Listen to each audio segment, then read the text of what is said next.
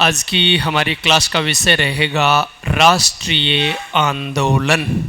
ठीक है, यानी शुरुआत हम राष्ट्रीय आंदोलन से कर रहे हैं। राष्ट्रीय आंदोलन। अब राष्ट्रीय आंदोलन की चर्चा करें, उसमें सबसे पहले राष्ट्रीयता के उदय के कारण। पहली बात, राष्ट्रवाद उदय के कारण। तो राष्ट्रवाद है क्या? सामान्य परिस्थितियों में हम कि भाई अपने देश के प्रति लगाव की भावना है, वो है राष्ट्रवाद। सामान्य परिस्थितियों में तो बस यही बात हुई, सामान्य परिभाषा कि अपने देश के प्रति लगाव यानी राष्ट्रवाद। तो राष्ट्रवाद, राष्ट्र के प्रति लगाव की भावना एक सामान्य बात रही। अब क्या है, हम जिस राष्ट्रवाद की चर्चा करेंगे वो दो अर्थों में होगा। एक, देश के प्रति लगाव, दूसरा अंग्रेज़ों के प्रति अलगाव। अंग्रेज़ों के प्रति अलगाव क्यों? क्योंकि वो हमारा शोषण कर रहे थे, देश को नुकसान पहुंचा रहे थे। तो वर्तमान परिस्थितियों में जैसे हम बात कर रहे हैं, हम लोगों का राष्ट्रवाद प्राय नकारात्मक तत्वों से ज़्यादा प्रेरित होता है, विशेष तौर से हमारा भारत पाकिस्तान आदि का। जैसे वर्तमान में अगर हम राष्ट्रवाद की बात करें तो देश के प्रति लगाव से ज़्यादा पाकिस्तान, चीन आदि के प्रति अलगाव की भावना ज़्यादा। भाई कोई भी बात होगी तो हम उसको उस तुलना में एक थोड़ा सा अलग एंगल जाएगा। खैर हम वहाँ बात न करके सीधी सी बात ये करें कि हम इस काल की, ब्रिटिश काल की उन बातों पर विचार करेंगे जिनसे अंग्रेजी राज के प्रति अलगाव की भावना उत्पन्न हुई। और वो अलगाव की भावना उत्पन्न हुई, इसका मतलब देश के प्रति लगाव की भावना उत्पन्न हुई, और वही रहेगा हमारा राष्ट्रवाद। तो अंग्रेज़ों के प्रति अलगाव की भावना किन किन कारणों से हुई, उसकी हम बात कर रहे हैं। तो उनमें देखो, हम शुरुआत करेंगे 1857 की क्रांति से। तो पहला परिणाम यानी पहला कारण इस राष्ट्रवाद उदय के कारण, राष्ट्रवाद उदय के कारण। अब हमारे पास क्या क्या कारण हैं? पहला, 1857 की क्रांति का परिणाम। अब देखो, 1857 की क्रांति का परिणाम कैसे राष्ट्रवाद का कारण बना। दो संदर्भों में बनेगा। एक, 1857 की क्रांति के बाद अंग्रेज़ों ने भारत में बड़े पैमाने पर दमन किया, और दमन किया तो इसका मतलब वो दमन अलगाव में बदला। उन्होंने हमारा दमन किया भारतीयों का, तो हम में अंग्रेज़ों के प्रति अलगाव की भावना उसी रूप में, यानी उतने जितना उन्होंने दमन किया उसकी प्रतिक्रिया के रूप में उतना ही अलगाव ज़्यादा हुआ। बात समझ में आ रही है? भाई कोई भी व्यक्ति अगर किसी व्यक्ति का दमन जिस हद तक करता है उसमें अलगाव की भावना उसी हद तक ज़्यादा होगी। तो यही बात हुई कि अंग्रेज़ों ने इस क्रांति के बाद हमारा दमन किया, और दमन किया तो हम में क्या हुआ, अंग्रेज़ों के प्रति अलगाव की भावना ज़्यादा हुई।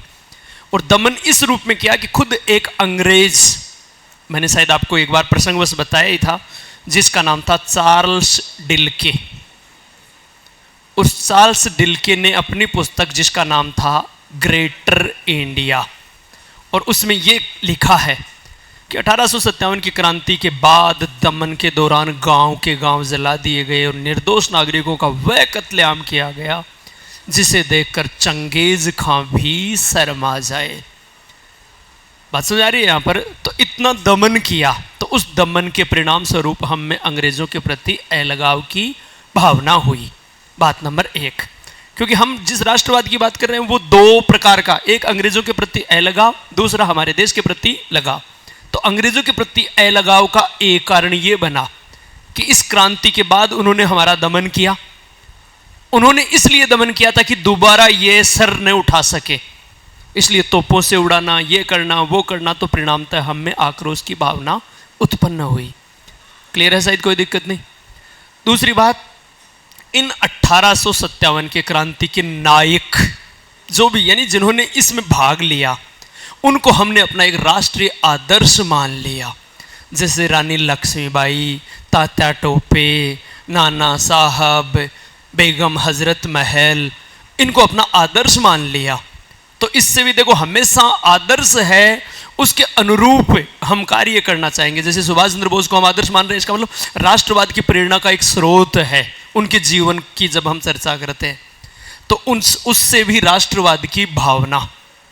हालांकि उन लोगों ने अपने हितों के लिए भाग लिया था, लेकिन हम अंग्रेजों के खिलाफ तो लड़े थे वो, और इस समय हमारे लिए सबसे बड़ी समस्या अंग्रेज थे। तो इसलिए जो जो खिलाफ लड़े वो हमारे राष्ट्रीय आदर्श बन गए। तो वो भी राष्ट्रीय प्रेरणा के स्रोत या राष्ट्रवाद के एक प्रतीक के रूप में उभर कर आए। बात ठीक है, शायद कोई दिक्कत नहीं। दूसरा कारण रह जाएगा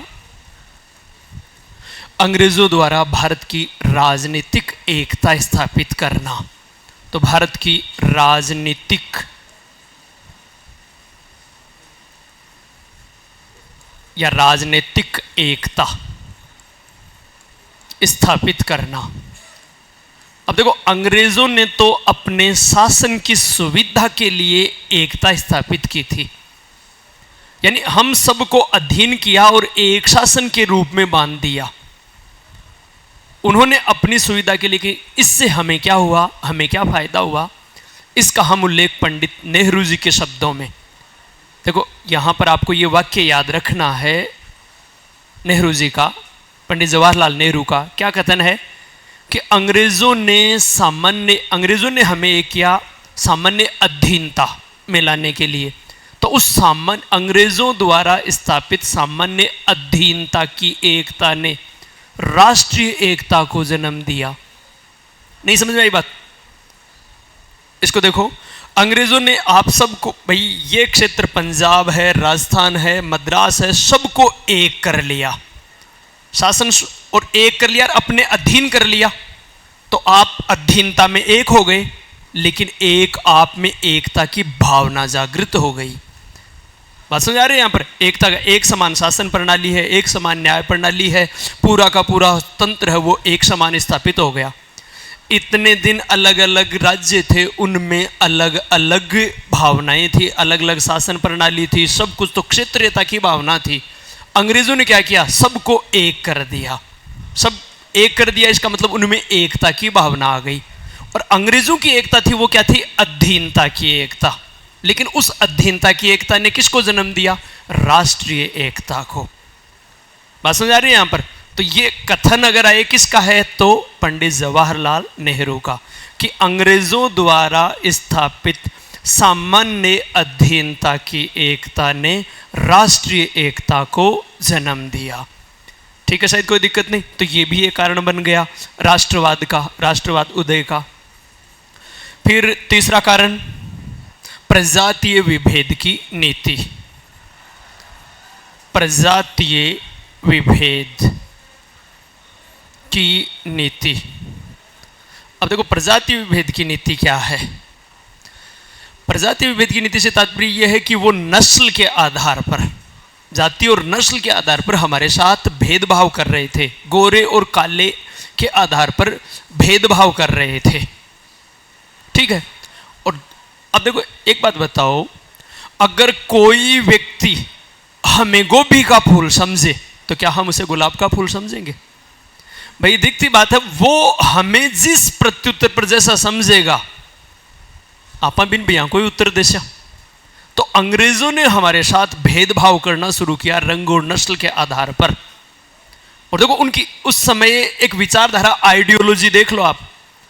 एक व्यक्ति था थॉमस गैरेट, ये बात आपको ध्यान रखनी है। एक व्यक्ति है जिसका नाम है गैरेट, थॉमस गैरेट। ठीक है। वो क्या कह रहा है, उसने अपने 3 सिद्धांत दिए इस प्रजातीय विभेद नीति के अंतर्गत, कि एक अंग्रेज का जीवन अनेक भारतीयों के बराबर होता है। स्पेशली उसका यह मानना था कि एक अंग्रेज की लाइफ स्टाइल है वो 3 भारतीयों से कम 3 भारतीयों के बराबर तो होगी, बाकी उससे कहीं ज्यादा ही होगी। तो एक अंग्रेज का जीवन अनेक भारतीयों के बराबर है, इसका मतलब उतना खर्चा तो उस अंग्रेज पर होना ही चाहिए। उतना उस हिसाब से उसे उसकी लाइफ स्टाइल होनी चाहिए। तो एक ये सोच थी उनकी नस्ल और जाति के आधार पर। दूसरा क्या था, इन भारतीयों पर केवल भय के आधार पर शासन किया जा सकता है, इसलिए अनजता डराएड़ा राखो, बता डराएड़ा राखो। भाई जब सोची कि भारतीय समझाने से काम नहीं करेंगे, ये तो केवल भय से ही शासन किया जा सकता है, इसलिए इनका जितना दमन हो उतना ठीक है। ये उसकी आइडियोलॉजी है, किसकी? थॉमस गैरेट की। ठीक है। तीसरा उसकी सोच ये थी कि हम यहाँ पर परमार्थ के लिए नहीं आए हैं, हमारे निजी लाभ के लिए आए हैं, तो आपका हित सोचना हमारा उद्देश्य नहीं है। ये आइडियोलॉजी किसकी थी? गैरेट की। 3 सिद्धांत हैं उसके। एक सिद्धांत की एक अंग्रेज का जीवन अनेक भारतीयों के बराबर है। ठीक है। दूसरा, भारतीयों पर केवल भय के आधार पर ही शासन किया जा सकता है। तीसरा, हम यहाँ परमार्थ के लिए नहीं बल्कि अपने लाभ के लिए आए हैं, और अगर हम आपका भला करेंगे तो हमें लाभ नहीं होगा। तो इसका मतलब उन लोगों से हम भलाई की उम्मीद ही नहीं कर सकते थे। तो परिणामतः उन्होंने इस नीति को अपनाते हुए हम प्रशासन करना शुरू कर दिया। तो बताओ, अगर कोई इस प्रकार की नीति अपनाकर हमारे साथ व्यवहार करेगा तो क्या हम फिर उसके प्रति उचित व्यवहार कर पाएंगे? अलगाव की भावना अपने आप होगी। फिर इसके अलावा देखो, इस प्रजाति विभेद की नीति के अंतर्गत ही आपको एक नाम याद रखना है, रुडयार्ड किपलिंग। और रुडयार्ड किपलिंग ने क्या किया था? व्हाइट मैन्स बर्डन की एक थ्योरी दी थी, श्वेत आदमी का भार, कि हम श्वेत हैं और ईश्वर ने हमें श्वेत बनाया है। ये श्वेत भी बनाया, साथ में ये दिमाग भी दिया है। किस लिए? कि इन काले लोगों को प्रशिक्षित करने के लिए, इनको सभ्य बनाने के लिए। तो ये हम पर भार है, वजन है, इसलिए मेथान लूट बन गुनिया यहाँ, मेथान सभ्य बना बनाया यहाँ। तो अब ये गाली होगी भाई। दूसरी बात, ये भी तो एक आलोचना, यद्यपि एक तो कह रहे हैं कि मैं हमारा लाभ के लिए आया यहाँ, और थे सिर्फ डर हुई काम कर सको हो, बिना लाठी के काम ही को नहीं करो। एक तो ये आइडियोलॉजी कह रहा है, दूसरा ये कह रहा है कि हम आपको सभ्य बनाने के लिए आए, ये हमारा दायित्व है, क्योंकि हम सभ्य हैं, इसलिए हमारा नैतिक दायित्व है कि हम आपको सभ्य करें। तो ये हम श्वेत जाति का भार है, माँ के ऊपर वजन होते भारतीयों। बात समझ आ रही है? तो ये व्हाइट मैन्स बर्डन थ्योरी किसकी है? रुडयार्ड किपलिंग की। ये याद रखनी है आपको यहाँ पर, बस इतना ही। अगर थॉमस गैरेट वाली बात याद नहीं रहे कोई दिक्कत नहीं, व्हाइट मैन्स बर्डन थ्योरी किसकी है? रुडयार्ड किपलिंग की। बस इतना ध्यान रखना है इसमें। फिर उसके बाद में आर्थिक शोषण, अगला पॉइंट हो जाएगा आपका राष्ट्रवाद उदय के अंतर्गत। आर्थिक शोषण, आर्थिक शोषण। देखो, आर्थिक शोषण के अंतर्गत पहले ही कह दिया, हम अपने लाभ के लिए आए हैं, यानी शोषण के लिए आए हैं। और शोषण की पराकाष्ठा क्या थी? इसके लिए देखो, खुद एक अंग्रेज जो मद्रास रेजिडेंसी का, क्या नाम था? सालीवान। इस सालीवान का कथन था, हमारी व्यवस्था उस स्पंज के समान है जो गंगा नदी के धन को सोख कर टेम्स नदी के किनारे निचोड़ देती है। ये कोटेशन आपके कई जगह काम आ सकता है। तो आपको याद रखना है किसका है? सालीवान का कथन, क्योंकि धन निष्कासन सिद्धांत से ही संबंधित आ गया। अभी हम धन निष्कासन की भी बात करें कि हमारी व्यवस्था उस स्पंज के समान है जो गंगा नदी के धन को सोख कर और टेम्स नदी के किनारे भारत से ले जाकर और लंदन वहाँ पर निचोड़ देती है। उससे आई सोच की तरह है। ठीक है। तो ये कथन याद रखना है किसका? सालीवान का।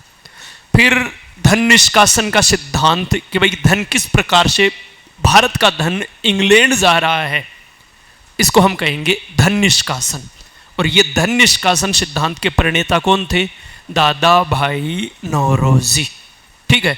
दादा भाई नौरोजी ने अपनी पुस्तक poverty and un British rule in India में ये सिद्धांत दिया था। तो poverty and British rule in India पुस्तक किसकी है? दादा भाई नौरोजी की। ठीक है, तो ये बात भी ध्यान रखनी है।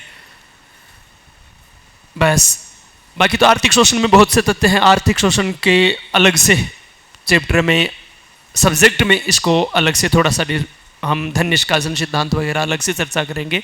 बाकी यहाँ इतनी बात याद रखनी है। फिर उसके बाद में अगला कारण आर्थिक शोषण के बाद में यातायात और संचार के साधनों का विकास। यातायात और संचार के साधनों का विकास। साधनों का विकास। देखो क्या हुआ, कैसे राष्ट्रीयता। अब आप ये कहोगे साहब आर्थिक शोषण कैसे बना राष्ट्रीयता का कारण? तो आर्थिक शोषण तो अपने आप ही, अगर अंग्रेज सभी का शोषण कर रहे हैं तो भारत की गरीबी या व्यक्ति की गरीबी का कारण किसको माना जा रहा है? अंग्रेजों को। तो अंग्रेजों के प्रति यह लगाव होगा। वैसी दिखती बात है, यहाँ यातायात के साधन या संचार के साधन, यातायात व संचार के साधन कैसे बनेंगे? इससे क्या हुआ, जैसे विशेष तौर से मैं आपको बताऊं कि 1853 में भारत में पहली ट्रेन चली। ठीक है, अब रेलों का ट्रेन चलाने का उद्देश्य डलहौजी के काल में, और डाक व्यवस्था का प्रचलन भी डलहौजी के काल में 1854 में हुआ। तो तार व्यवस्था भी डलहौजी के काल में हुई। इसी कारण डलहौजी को आधुनिक भारत का निर्माता कहा जाता है। किसको? डलहौजी को। अब क्या है, उन्होंने अपने उद्देश्य के लिए ट्रेन चलाई। उनको क्या करना था, एक तो कच्चा माल भारतीय बाजारों, भारत के जो भी क्षेत्र हैं उनसे लेना है और वो बंदरगाह तक पहुंचाना है ताकि इंग्लैंड जा सके। जैसे वस्त्र उद्योग के लिए कच्चा माल क्या है? कपास। तो कपास यहां से बंदरगाह तक पहुंच जाए, उसके लिए उन्होंने ट्रेन का आविष्कार, यानी ट्रेन यहां पर भारत में रेलों का जाल बिछाया। दूसरा, तैयार माल इंग्लैंड से आएगा, सूती कपड़ा बनकर या जो भी माल, उसको बाजार तक पहुंचाना, अन्य नगरों तक पहुंचाना। तो एक उद्देश्य तो ये था, कच्चे माल को बंदरगाह तक पहुंचाना, तैयार माल को बाजार तक पहुंचाना। ठीक है, एक उद्देश्य तो ये था। दूसरा, जहां कहीं भी विद्रोह होगा उस विद्रोह वाले जगह पर तत्काल प्रभाव से सेना पहुंचाई जा सकेगी। तो ये दो उद्देश्य थे, लेकिन केवल इन उद्देश्यों से ट्रेन उनके बहुत महंगी पड़ती, इसलिए उन्होंने उनको यात्री ट्रेनों के रूप में भी परिणित कर दिया कि ये जो लाइनें बिछाई जा रही हैं इन पर यात्री ट्रेन भी चलेंगी और प्रत्येक कोई भी भारतीय इनमें यात्रा कर सकता है शुल्क देकर, ताकि रेल घाटे में ना चले। लेकिन इससे क्या हुआ, भारतीय एक स्थान से दूसरे स्थान पर जाने लग गए। अगर यातायात के साधन नहीं होते तो क्या तिलक राष्ट्रीय नेता बन पाते? वो केवल महाराष्ट्र तक सीमित रह जाते। अगर रेल का आविष्कार नहीं होता तो विपिन चंद्र पाल बंबई पहुंच पाते। बात समझ आ रही है? कि वो केवल बंगाल तक सीमित रह जाते। लाला लाजपत राय केवल पंजाब तक सीमित रह जाते। वो राष्ट्रीय नेता कब बने? जब यातायात के साधनों का विकास हुआ। बात समझ आ रही है?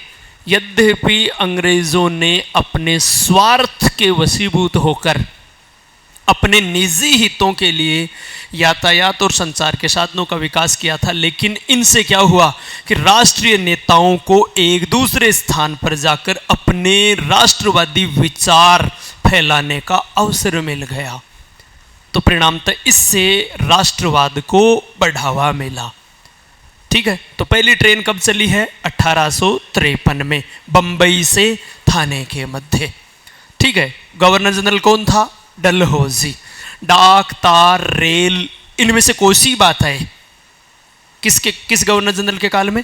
डलहौजी के काल में। ये बात क्या चीज? कर्जन के काल में रेलों का सर्वाधिक विकास होता है। यह बात आप याद रख सकते हो। भारत में रेल लाइनों का सर्वाधिक विकास ब्रिटिश काल में, लॉर्ड कर्जन के काल में होता है, लेकिन पहली रेल किसके काल में चलती है? डलहौजी के काल में। यह बात ध्यान रखनी है। हैं? हाँ, 1853 में, तभी तो डलहौजी तो है। ठीक है, फिर उसके बाद में पाश्चात्य शिक्षा व साहित्य।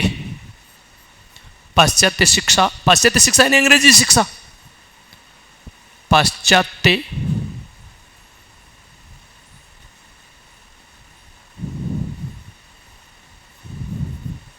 ये एक मिनट रुको भाई।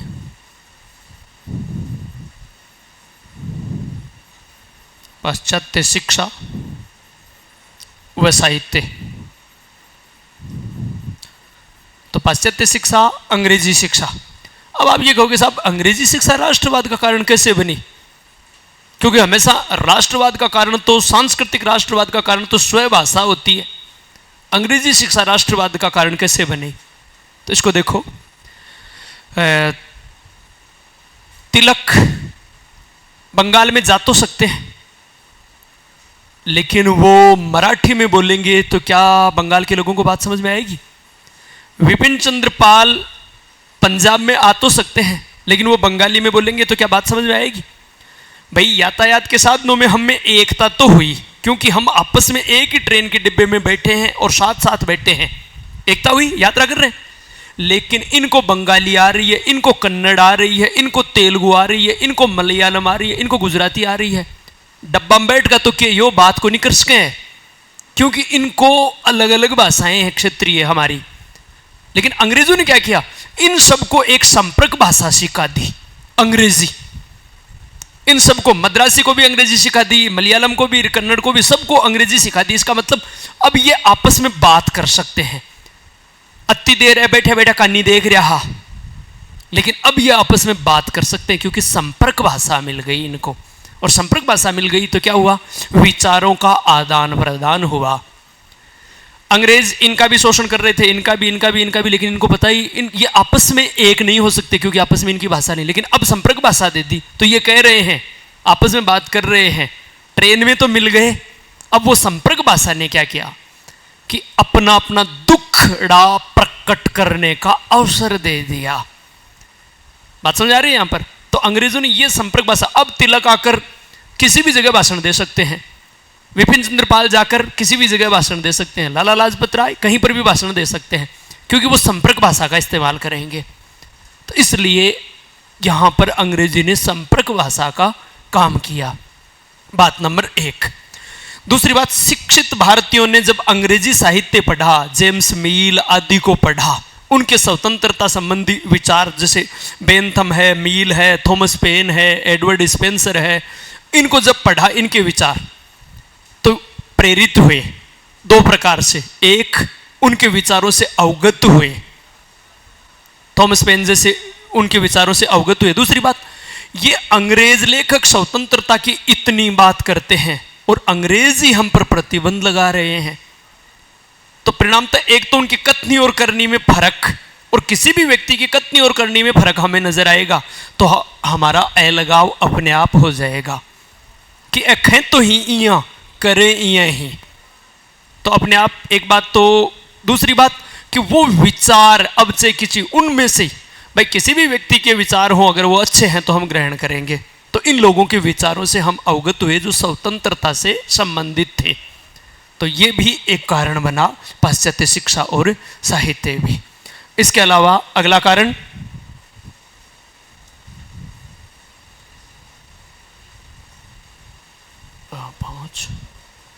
अगला कारण ले लेते हैं, विदेशी घटनाओं का प्रभाव ही है ना।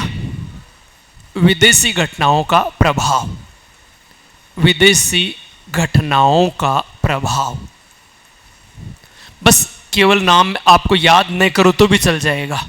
बस विदेशी घटनाएं बता रहा हूं कि राष्ट्रीय आंदोलन में, राष्ट्रवाद उदय में कैसे प्रभावी। अमेरिका का स्वतंत्रता संग्राम, तो अमेरिका स्वतंत्र हुआ, ब्रिटिश साम्राज्य से स्वतंत्र होने वाला पहला देश अमेरिका था। तो इसका मतलब अंग्रेजों से स्वतंत्र तो हुआ जा सकता है, बशर्ते कि भाई किस पर। लेकिन अब चलो वो अंग्रेज ही थे, इंग्लैंड के अंग्रेज जाकर ही वहां अमेरिका में बस गए थे, लेकिन वो स्वतंत्र तो हुए हैं उन्हीं के खिलाफ। इसका मतलब इंग्लैंड की सरकार के खिलाफ लड़कर स्वतंत्र हुआ जा सकता है। अपनी मांगों को अगर ये इस प्रकार से नहीं मानते हैं तो उस प्रकार से मनाया जा सकता है जैसे अमेरिका ने मनाया। तो एक तो उस स्वतंत्रता संग्राम से, क्योंकि अमेरिका स्वतंत्र हुआ है, उससे प्रेरणा मिली। फिर इटली और जर्मनी का, फ्रांस की क्रांति 1789 की फ्रांस की राज्य क्रांति से फ्रांस में निरंकुश बुर्बोवंश का पतन हो गया। यानी वहां पर जो राजतंत्रीय व्यवस्था थी, पुरानी पुरातन व्यवस्था थी, वो ध्वस्त हो गई। तो इसका मतलब वो भी राष्ट्र यानी विश्व इतिहास में राष्ट्रवाद की दूसरी अभिव्यक्ति मानी जाती है आधुनिक समय में फ्रांस की क्रांति। पहली अभिव्यक्ति तो हम अमेरिकी क्रांति को बोलते हैं, दूसरी अभिव्यक्ति फ्रांस की राज्य क्रांति, और यूरोप में तो पहली घटना थी ये राष्ट्रवाद की प्रथम अभिव्यक्ति है फ्रांस की क्रांति 1789 की। ठीक है, फिर जर्मनी और इटली का एकीकरण, क्योंकि वो अपने खिलाफ यानी एक राष्ट्रवाद के कारण वो एक हुए हैं, तो इससे भी भारतीयों में लगाव की भावना उत्पन्न हुई। यहां ये लगाव की भावना के संदर्भ में है, अंग्रेजों के प्रति अलगाव से ज्यादा। और अलगाव किस रूप में? निरंकुश शासन किनका है? अंग्रेजों का। तो उस शासन से छुटकारा पाया जा सकता है। तो वो कुछ विदेशी घटनाएं आपको याद करने की फिलहाल इनकी जरूरत नहीं है। फिर अगला कारण क्या था? समाचार पत्रों का योगदान। इसमें थोड़ी सी कुछ चीजें याद रखनी है। समाचार पत्रों का योगदान,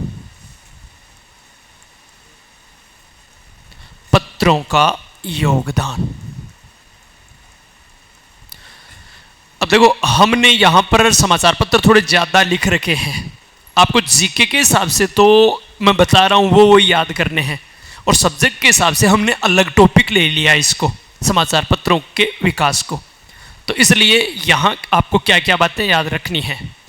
देखो, पहली बात तो समाचार पत्र तो दिखती बात है राष्ट्रीयता के विकास में। आज वर्तमान दौर में तो क्या है, मीडिया की थोड़ी विश्वसनीयता गिर चुकी है, थोड़ी शायद मेरे ख्याल से ज़्यादा ही गिर चुकी है। जब भी हम जो भी न्यूज़ चैनल वगैरह देखते हैं, अखबार देखते हैं, तो पूरी तरह से वो सत्यता के मानदंड पर हो ये ज़रूरी नहीं है। कोई व्यक्ति किसी घटना को अपने हिसाब से भी लिख सकता है, दूसरा कह सकता है, प्राय जांच पड़ताल पूरी नहीं करते। लेकिन आज से हम थोड़ा सा बैक चले जाएं, आज से 20 साल पहले चले जाएं, तो कोई बात अखबार में लिखी हुई है, इसका मतलब वो एक ऑथेंटिक बात थी, लोग उस बात पर विश्वास करते थे। तो इसका मतलब भाई अखबार हमेशा लेख, अखबारों के लेख इस प्रकार के विचारोत्तेजक होते कि वो निश्चित रूप से आइडियोलॉजी को, विचारधारा को प्रभावित करते। और इस क्रम में भारत में समाचार पत्रों के विकास के संदर्भ में देखो, सबसे पहले 1780 में, मैं इधर ही लिख देता हूं, 1780 में एक व्यक्ति था जिसका नाम था James Augustus Hickey. Augustus Hickey. और इस हिक्की ने एक समाचार पत्र प्रकाशित किया जिसका नाम था बंगाल गजट या कलकत्ता एडवाइजर जनरल। ठीक है, तो बंगाल गजट नाम का, या तो बंगाल गजट और इसी का दूसरा नाम क्या था? कलकत्ता जनरल एडवाइजर, यही है। ठीक है, ये और ये भारत का, इसका दूसरा नाम भी लिख देता हूं मैं, कलकत्ता जनरल एडवाइजर।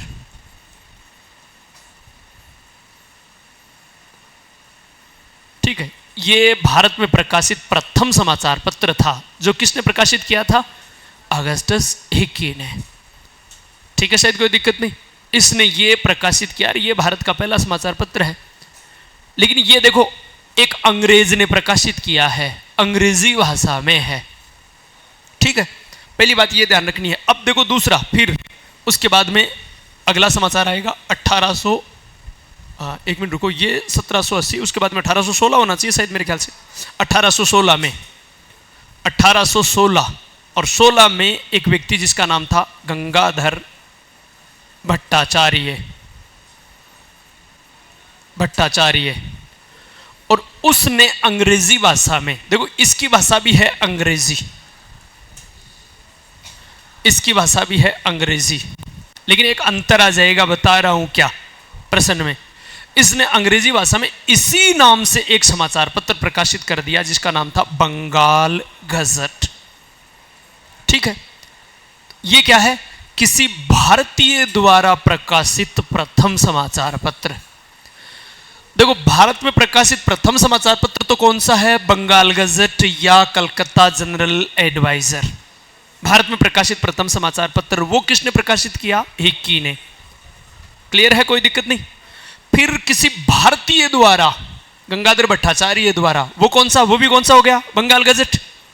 ठीक है, लेकिन ये दोनों किस भाषा में है? अंग्रेजी भाषा में है। दोनों के दोनों अंग्रेजी भाषा में है। क्लियर है शायद, कोई दिक्कत नहीं। अब देखो 1818 में एक व्यक्ति जिसका नाम था मार्शमैन, और उसने एक पत्रिका का प्रकाशन किया जिसका नाम था दिग्दर्शन।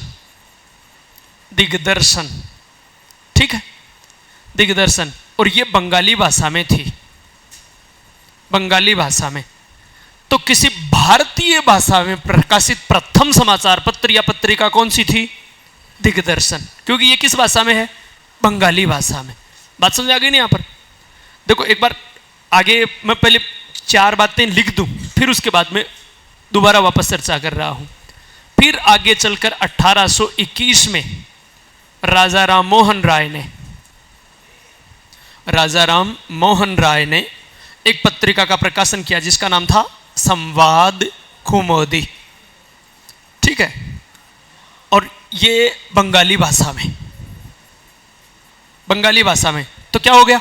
किसी भारतीय द्वारा भारतीय भाषा में प्रकाशित प्रथम समाचार पत्र या पत्रिका थी। कौन सी? संवाद कौमुदी। देखो भाषा भी भारतीय है, व्यक्ति भी भारतीय है। बात समझ आ रही है यहां पर? देखो पहला तो सब कुछ अंग्रेज, लेकिन वो सबसे पहले भारत में जगह भारत है ना, तो इसलिए भारत का प्रथम समाचार पत्र बंगाल गजट या कलकत्ता जनरल एडवाइजर, भारत का प्रथम समाचार पत्र। ठीक है, शायद कोई दिक्कत नहीं। और ये किसने प्रकाशित किया? अगस्टस हिक्की ने, कलकत्ता से फिर गंगाधर भट्टाचार्य ने, क्योंकि इसने तो बंद कर दिया अपना, तो अंग्रेजी में वापस एक नया अखबार इसी नाम से शुरू कर दिया, बंगाल गजट। तो ये व्यक्ति भारतीय हो गया। ठीक है, तो किसी भारतीय द्वारा प्रकाशित प्रथम समाचार पत्र कौन सा है? बंगाल गजट, क्योंकि भाई ये भारतीय ना, देखो इनमें क्रम में यहां पर ये आ रहा सन, तो किसी भारतीय द्वारा प्रकाशित, लेकिन इसकी भाषा क्या थी? अंग्रेजी। तो किसी भारतीय भाषा में प्रकाशित कौन सा है? दिग्दर्शन, लेकिन वो एक अंग्रेज ने प्रकाशित किया था, बंगाली भाषा में है ना, तो बंगाली भारतीय भाषा है।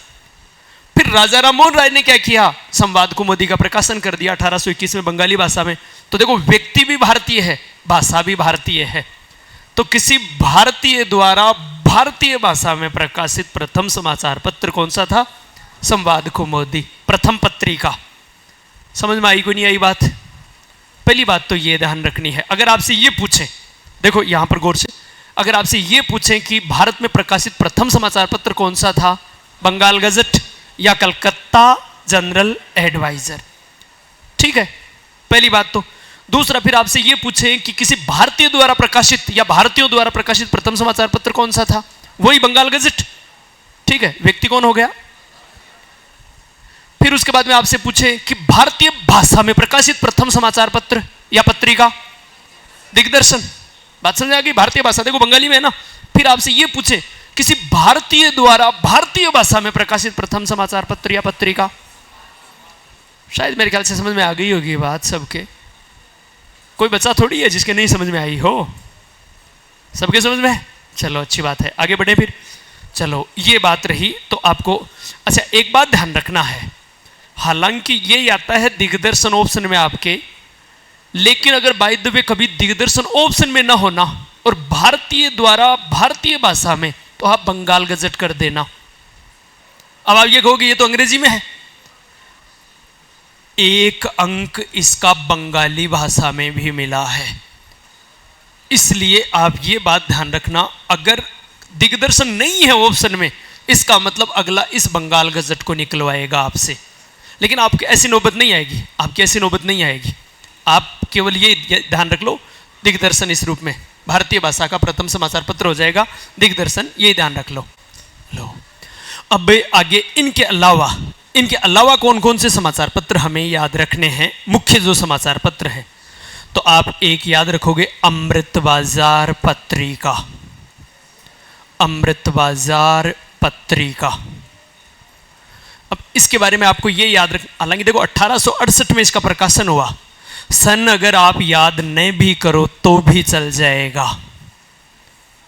सन अगर याद न करो तो कोई दिक्कत नहीं, बस ध्यान ये रखना है कि इसका प्रकाशन किसने किया, व्यक्ति कौन थे इसको संचालित करने वाले। तो आपको दो नाम ध्यान रखने हैं, एक तो मोतीलाल घोष और दूसरा शिशिर कुमार घोष। शिशिर कुमार घोष, ठीक है। इन्होंने ये समाचार पत्र अमृत बाजार पत्रिका का प्रकाशन किया था। तो एक बात तो ये 1868 याद होता है तो ठीक है, नहीं अच्छा एक बात देखो, सन प्राय आपको याद होती है तो करनी है समाचार पत्रों में, बाकी सन राजा राम मोहन राय वाली संवाद कौमुदी के अलावा फिलहाल आपको ज़्यादा जोर देने की ज़रूरी नहीं है। संवाद कौमुदी की ज़रूर आपको सन याद, क्योंकि वो आपके 2-3 जगह आएगी। एक ही चीज़ आपके 3 जगह आ रही है, इसका मतलब अगला कहीं ना कहीं सन हिट कर सकता है। बाकी अमूमन इन चीज़ों से संबंधित सन कम पूछेंगे। अब देखो आगे बात करें। हालांकि अगर याद होती है इजी वे से तो आप याद कर सकते हो, इजी वे से याद होती है तो याद कर सकते हो, बाकी ज़्यादा परेशान होने की ज़रूरी नहीं है। तो इसमें मोतीलाल घोष और शिशिर कुमार घोष। अब देखो ध्यान ये रखना है, अमृत बाजार पत्रिका बंगाली भाषा में प्रकाशित होती थी, लेकिन इसने क्या किया, अपनी भाषा बदल दी लीटन के वर्नाक्यूलर प्रेस एक्ट के कारण। अभी हम बात करेंगे वर्नाक्यूलर प्रेस एक्ट की, लीटन की नीतियां पढ़ेंगे तो वहां बात करेंगे हम, ठीक है। तो खैर फिलहाल आपको तो इतनी बात ध्यान रखना, अमृत बाजार पत्रिका कौन थे इसके संपादक, मोतीलाल घोष और शिशिर कुमार घोष, एक तो ये ध्यान रखना है। फिर उसके बाद में कुछ प्रमुख समाचार पत्रों में जैसे पायोनियर। पायोनियर राष्ट्रीयता का नहीं था, यह सरकार का समर्थक था। पायोनियर इसलिए याद रखना है कि यह पायोनियर समाचार पत्र सरकार का समर्थक था। सरकारी नीति कोई भी गलत काम है तो उसका भी समर्थन करता था। तो कोई व्यक्ति देखो अलगाव, हम फिर क्या करेंगे, अपने आप अलगाव की भावना ज्यादा होगी कि ये सरकार की गलत नीतियों का भी, जैसे वर्नाक्यूलर प्रेस एक्ट का भी इसने समर्थन किया था।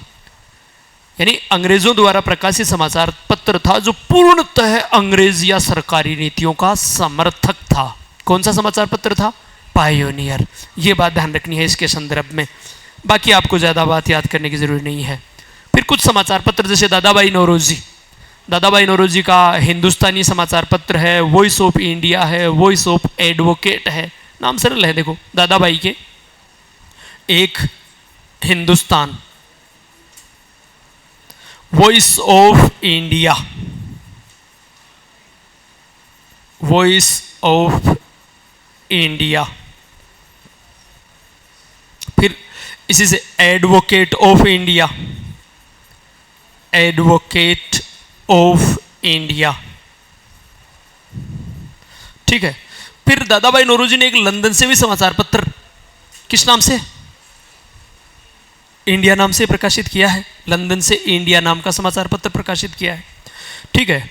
और बंकिम चंद्र चटर्जी की एक पत्रिका बंगदर्शन नाम से 1872 में प्रकाशित हुई थी, तो वो भी राष्ट्रीयता की। बंगदर्शन किसकी है? बंगदर्शन बंकिम चंद्र चटर्जी की, 1872 में प्रकाशन किया था इसका, तो ये भी हमारे लिए महत्वपूर्ण है। इसके बाद में सीधा ही देखो, हालांकि यहाँ राष्ट्रवाद उदय की बजाय बढ़ावा देने वाले, एक तो तिलक के केसरी और मराठा, जिसमें केसरी ने बंगाल विभाजन का तीव्र विरोध किया था, और केसरी के अलावा बंगाल विभाजन का विरोध जो बंगाल में रहकर, क्योंकि ये तो बंगाल से बाहर है और फिर बंगाल विभाजन का विरोध कर रहा है। युगांतर और वंदे मातरम, ये दो समाचार पत्र आपको ध्यान रखने हैं यहां पर, एक तो युगांतर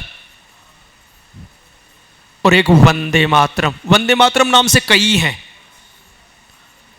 वंदे मातरम, लेकिन ध्यान ये रखना है वंदे मातरम उर्दू का है तो लाला लाजपत राय का है, अंग्रेजी का है तो वारिंद्र कुमार घोष और अरविंद घोष का है, ठीक है।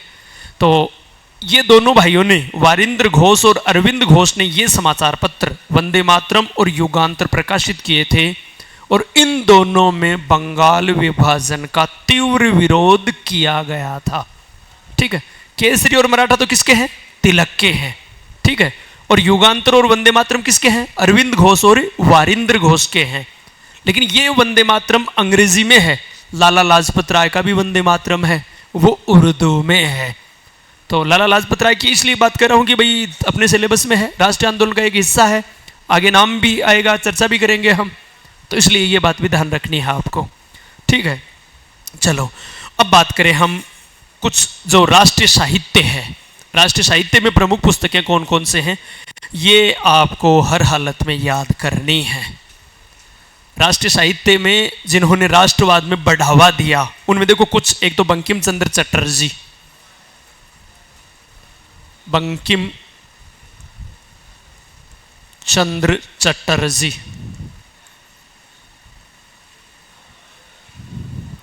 एक दीनबंधु मित्र, दीनबंधु मित्र, मुंशी प्रेमचंद, और मुंशी प्रेमचंद के अलावा भारतेंदु हरीशचंद्र, भारतेंदु हरीशचंद्र, मुंशी प्रेमचंद, मुंशी प्रेमचंद। अब देखो इनकी रचनाएं, ये आपको बंकिम चंद्र चटर्जी की आपको पता है आनंद मठ, क्योंकि अपना राष्ट्र गीत वंदे मातरम उसी से तो लिया गया है। तो एक तो आनंद मठ इनकी, और वो बंगदर्शन पत्रिका का प्रकाशन किया ही है इन्होंने, आनंद मठ। ध्यान रखना, दिग्दर्शन तो मार्शमैन ने और बंगदर्शन बंकिम चंद्र चटर्जी ने, दोनों बंगाली भाषा में है। दिग्दर्शन मार्शमैन ने और बंगदर्शन बंकिम चंद्र चटर्जी ने, याद रह जाएगा, बंकिम, तो याद रह जाएगा, ज्यादा दिक्कत नहीं आएगी। तो ये आनंद मठ। दीनबंधु मित्र ने नील दर्पण नाम से नाटक लिखा जिसमें नील किसानों की दशा को उजागर किया। भारतेंदु हरिश्चंद्र ने भारत दुर्दशा, भारत दुर्दशा, इसमें सब्जेक्ट वाले तो इसका समय, हालांकि सन नहीं पूछेंगे, लेकिन 1876 फिर भी याद रखना चाहो तो सब्जेक्ट वाले, बाकी जीके में सन नहीं पूछेंगे आपसे। और मुंशी प्रेमचंद की, जिसने जो राष्ट्रीयता के लिए बहुत से लिखे हैं, गोदान गबन, लेकिन यहां जो राष्ट्रीयता के लिए उपयोगी है वो है सोजे वतन, सोज ए वतन। तो सोजे वतन बोलते हैं इसको, किसकी है, मुंशी प्रेमचंद के का नाटक रचना है। हाँ, अब देखो इसके समय में नहीं बता सकता इसका, सोजे वतन का, पर ये ध्यान रखना है आपको, सोजे वतन। ठीक है, शायद कोई दिक्कत नहीं। तो ये रचनाएं हैं जो आपको याद करनी है हर हालत में। ठीक है, साहित्य के अंतर्गत, राष्ट्रीय साहित्य के अंतर्गत। अब फिर अगला कारण बन जाएगा विभिन्न धर्म सुधारकों का योगदान। विभिन्न धर्म सुधारकों, और धर्म सुधारकों के बारे में विस्तृत चर्चा अपना टॉपिक ही है इससे अगला। जब राष्ट्रीय आंदोलन पूरा कर लें तो हम इसी पर चर्चा करेंगे, हम धर्म सुधारकों पर। जैसे राजा राममोहन राय, राजा राममोहन राय को भारतीय एक प्रकार से पत्रकारिता का जनक कह सकते हैं हम, क्योंकि भारतीय भाषा में पत्रकारिता का प्रारंभ उन्होंने किया था। तो बाकी खैर चर्चा करेंगे हम आधुनिक भारत का जनक। आधुनिक भारत का निर्माता तो कौन, डलहौजी। आधुनिक भारत का जनक कौन, राजा राममोहन राय।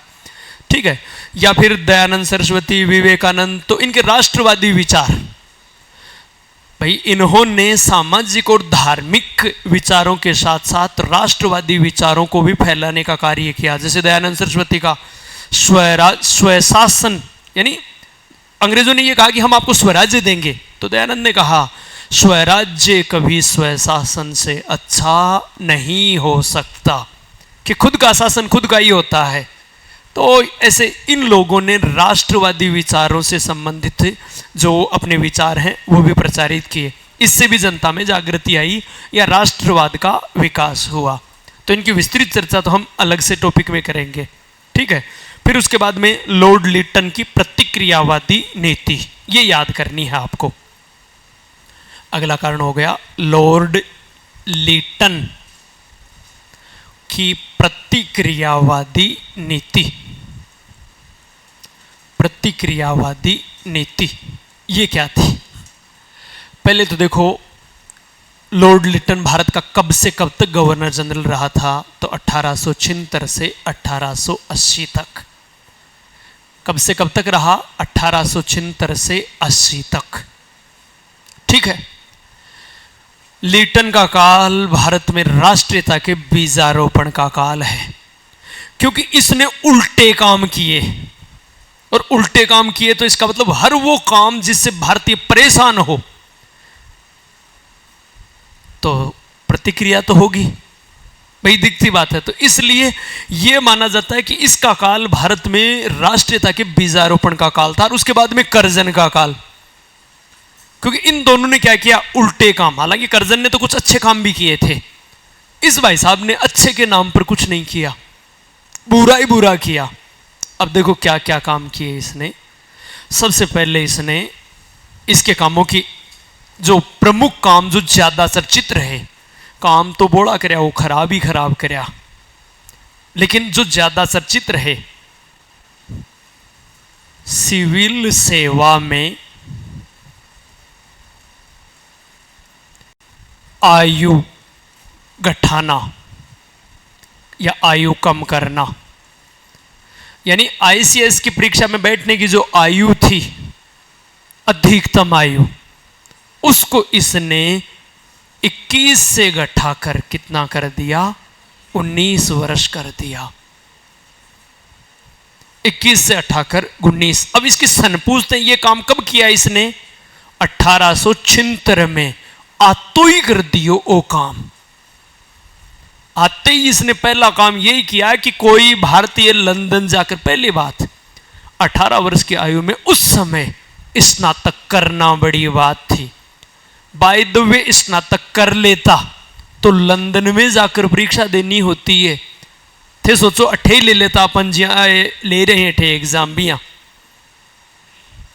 लंदन में परीक्षा होती तो उस समय 18 वर्ष की आयु में लंदन जाकर परीक्षा देकर आना एक बड़ी बात थी। तो अप्रत्यक्ष रूप से इसने क्या किया? भारतीयों के लिए दरवाजा बंद करने का काम किया।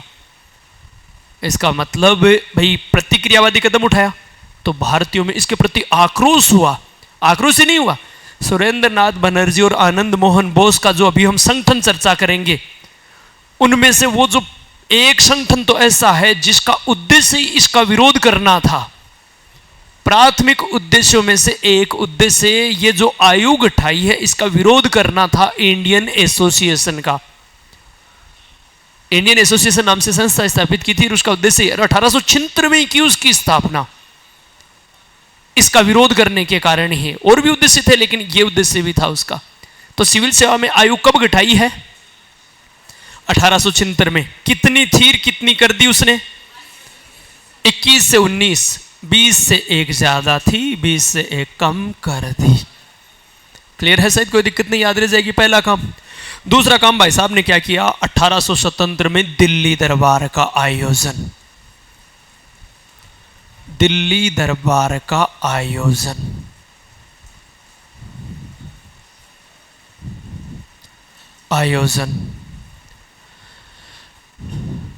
अब आप ये कहोगे साहब कब किया है? 1877 में। अगले वर्ष, आने के अगले वर्ष 1877 में दिल्ली दरबार का आयोजन किया है। महारानी विक्टोरिया को उपाधि देने के लिए। अब आप ये कहोगे साहब दिल्ली दरबार का आयोजन किया, ये उल्टा कदम कहां हुआ?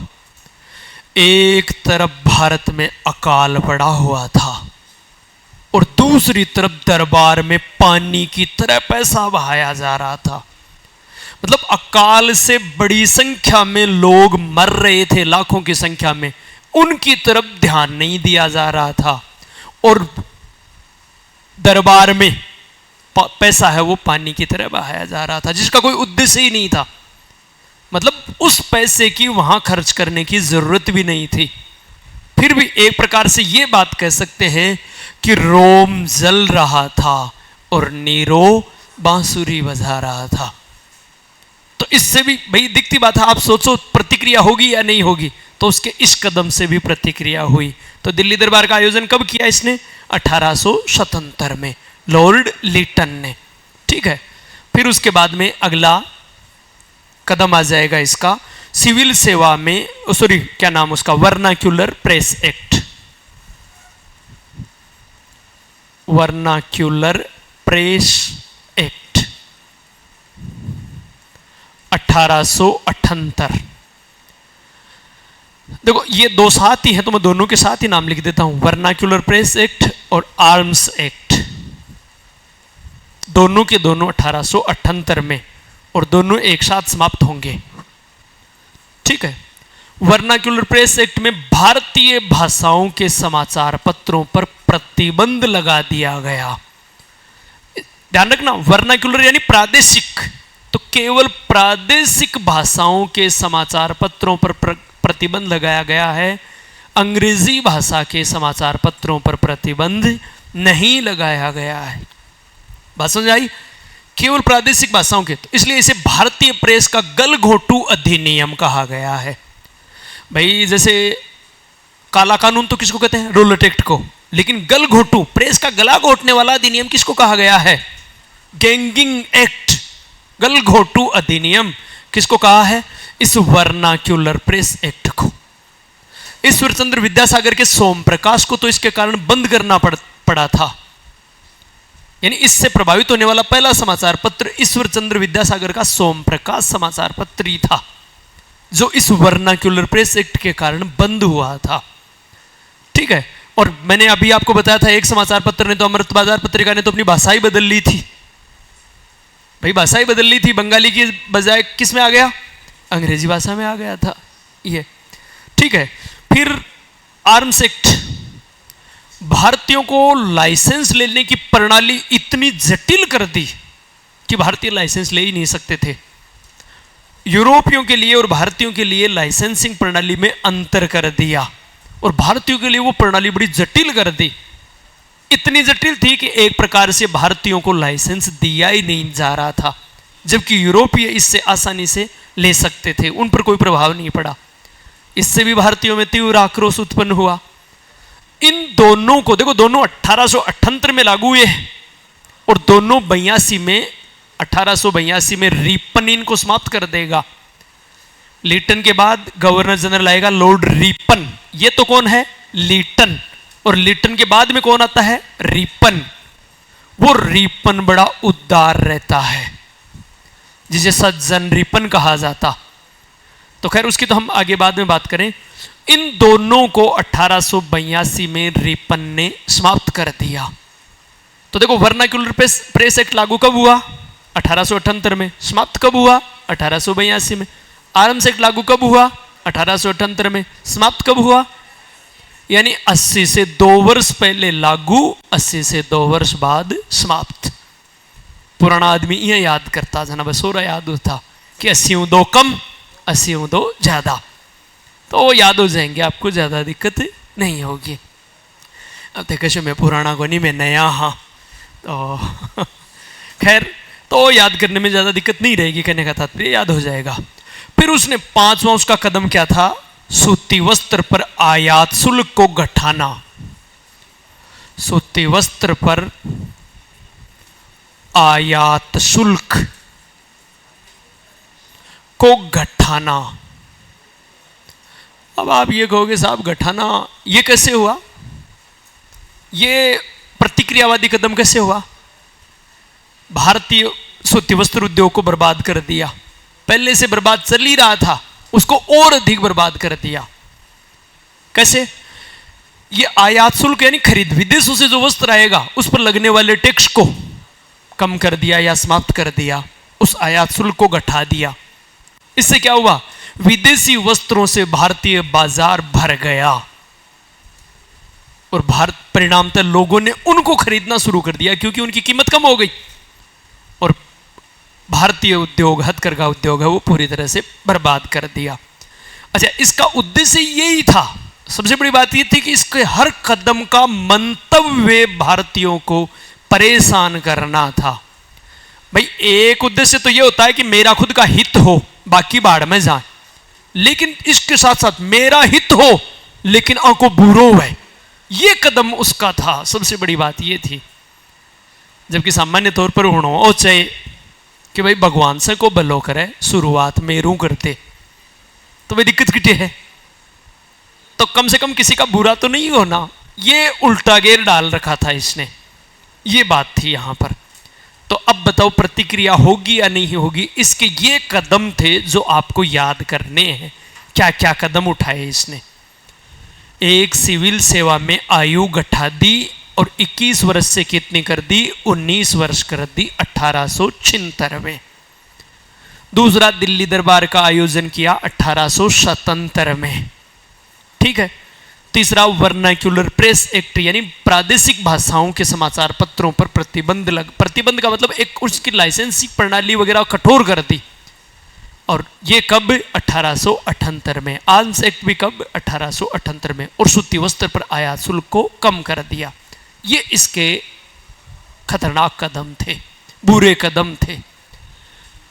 अब अगले कारण की हम चर्चा करें, इल्बर्ट बिल विवाद। अगला कितने नंबर का कारण होगा, इल्बर्ट बिल विवाद 12 नंबर का। इल्बर्ट तो ये 11 का था, ठीक है। इल्बर्ट बिल विवाद 12 का हो गया। इल्बर्ट बिल विवाद, देखो क्या विवाद है कि इस लीटन के बाद गवर्नर जनरल आया लॉर्ड रिपन। कौन आया, रिपन। ये तो था लीटन, इसके बाद रिपन। और ये रिपन रहा 80 से 84, 1880 से 1884 तक भारत का गवर्नर जनरल रहा। बड़ा उदार और अच्छा, यानी इसको बहुत ही एक उदार गवर्नर जनरल माना जाता है क्योंकि इसने अच्छे अच्छे काम किए। जैसे आते ही इसने पहले एक वाक्य कहा, मुझे मेरे शब्दों से नहीं बल्कि मेरे कार्यों से जानोगे। और कार्य उसने वही किए। जैसे सबसे पहले इसने क्या सोचा कि मुझे भारतीयों के लिए कुछ भला करना है। तो भला करना है तो कम से कम पता तो चले कत्ता ही है, भाई मैं कत्ता लोगों के लिए भलो करूं। इसलिए इसने नियमित जनगणना प्रारंभ की। तो भारत की पहली जो व्यवस्थित जनगणना है वो 1881 में किसके समय होती है, लॉर्ड रिपन के समय, ठीक है। फिर देखो दोबारा दूसरी बात देखो, इसने क्या सोचा, एक ना एक दिन हमें शासन छोड़कर जाना पड़ेगा। तो जब हम जाएंगे तो कमो कमान शिकार तो जाओगी, शासन चलावा कि शासन कैसे चलेगा, इनको शासन का प्रशिक्षण तो दो, शासन में भागीदारी दो। लेकिन वो शुरुआत कहां से करो, स्थानीय स्वशासन से, स्थानीय स्वशासन से। तो इसलिए सबसे पहले प्रशासन में भागीदारी, वो भी स्थानीय प्रशासन से। किसने शुरू की, रिपन ने। इसलिए इसे स्थानीय स्वशासन का जनक माना जाता है। स्थानीय स्वशासन का जनक किसको माना जाता है, इस लॉर्ड रिपन को। अच्छा काम किया। फिर इसने इंग्लैंड की सरकार को लिखा कि साहब जो ये आयु कम की गई है ये गलत की गई है, ये आयु वापस बढ़ाई जाए। दूसरी बात, ये परीक्षा जो लंदन में आयोजित की जाती है वो भारत में भी आयोजित हो।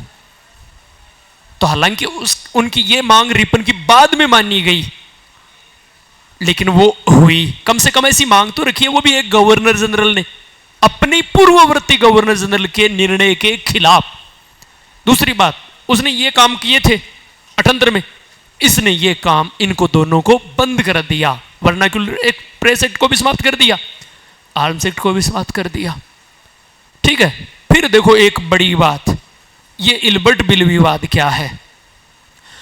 रिपन ने 1883 में इस रिपन की परिषद का, गवर्नर जनरल की परिषद होती, उस परिषद का एक विधि सदस्य था जिसका नाम था पीसी इल्बर्ट। रिपन की कार्यकारिणी परिषद का विधि सदस्य था पीसी इल्बर्ट। इस पीसी इल्बर्ट ने एक विधेयक तैयार किया, एक विधेयक तैयार किया रिपन के कहने पर। क्या विधेयक तैयार किया कि भारतीय जज भी यूरोपीय अपराधियों के मुकदमे सुन सकते हैं। मतलब जातीय भेदभाव को समाप्त करने का प्रयास किया इसने, लेकिन इसका अंग्रेजों ने तीव्र विरोध किया और परिणामतः यह पारित नहीं हो पाया। बात समझ आ रही है। तो देखो दो प्रकार से ये हमारे लिए आंख खोलने वाला बना। इसने तो अच्छा सोचा, हमारे लिए अच्छा करने की कोशिश की। भाई ये तो ये कह रहा है, इतने दिन क्या था कि अगर किसी यूरोपीय से संबंधित मामला है तो यूरोपीय जज ही सुनेगा। इसने कहा उसी परीक्षा को पास करके भारतीय व्यक्ति आया, इसका मतलब योग्य तो बराबर ही है, तो भारतीय जज क्यों नहीं सुन सकता उसका मामला। इसने ऐसा विधेयक तैयार करवाया स्पीसी इल्बर्ट से। कब? 1883 में। लेकिन अंग्रेजों ने इसका विरोध किया और इसके खिलाफ विद्रोह कर दिया एक प्रकार से, जिसे श्वेत विद्रोह के नाम से जाना जाता है। श्वेत विद्रोह एक तो क्लाइव के समय भी हुआ था, जो अंग्रेज से ईस्ट इंडिया कंपनी के सैनिकों ने किया था। वो आपको इतना याद नहीं करना है, यहां पर ये याद करना है कि ये जो विरोध हुआ ये भी श्वेत विद्रोह ही कहलाया। जो किसका? इस इल्बर्ट बिल का विद्रोह किया, विरोध किया किन्होंने? अंग्रेजों ने।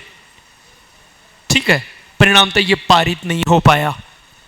इससे भारतीयों को कि एक तो जब अंग्रेज संगठित होकर किसी बात का विरोध करें और वो पारित होने से रह जाए, तो हम भी तो संगठित होकर विरोध कर सकते हैं, हम भी तो संगठित हो सकते हैं।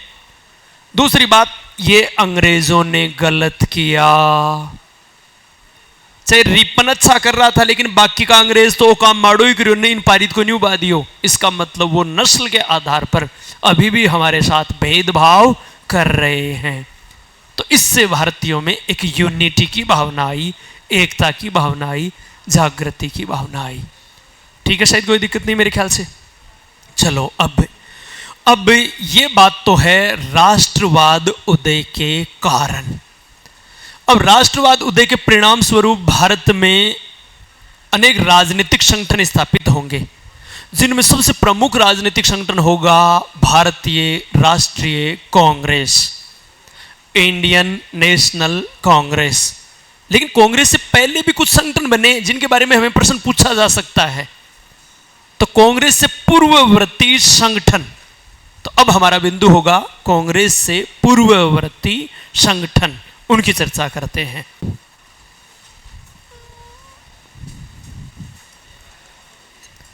कांग्रेस के पूर्ववर्ती संगठन।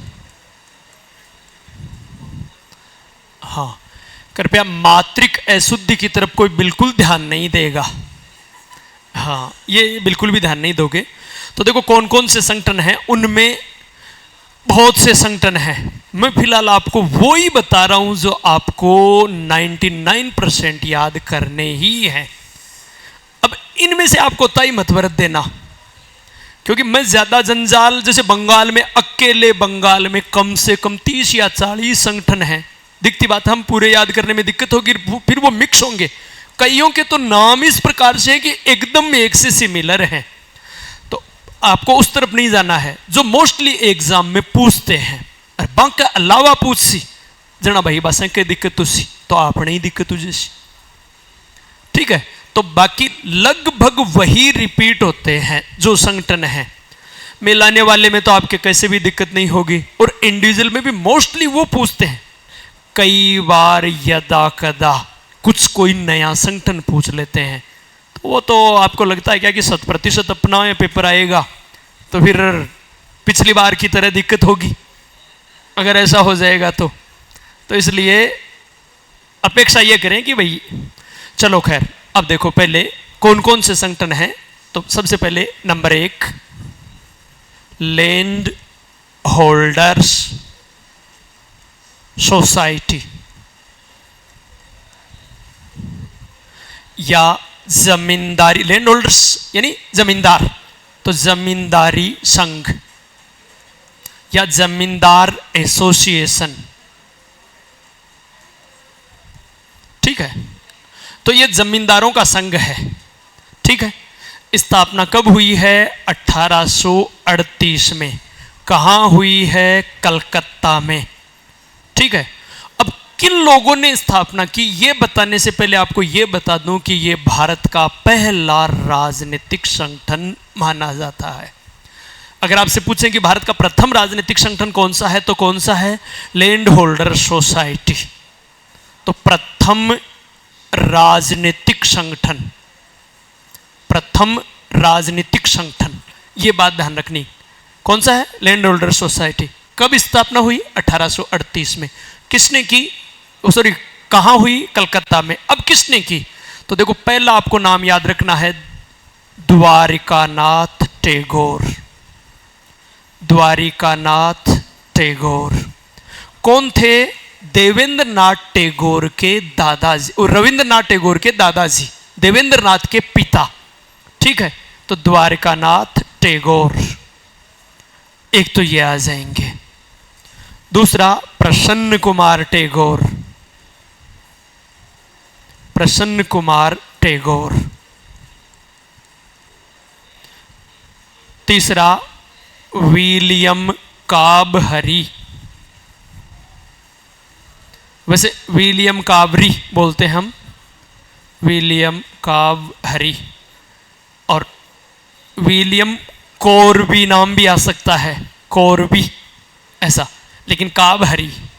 विलियम आपने याद रख लियो, विलियम काबरी याद रह जाएगा, काबरी से ज्यादा याद रहेगा। ठीक है, और एक आ जाएगा राधाकांत देव, राधाकांत देव।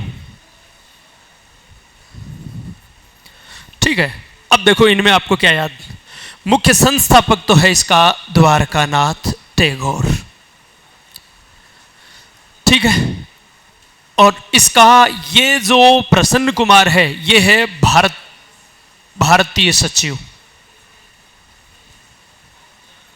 भारतीय सचिव। विलियम कॉर्बी या विलियम काबहरी है वो है अंग्रेज सचिव।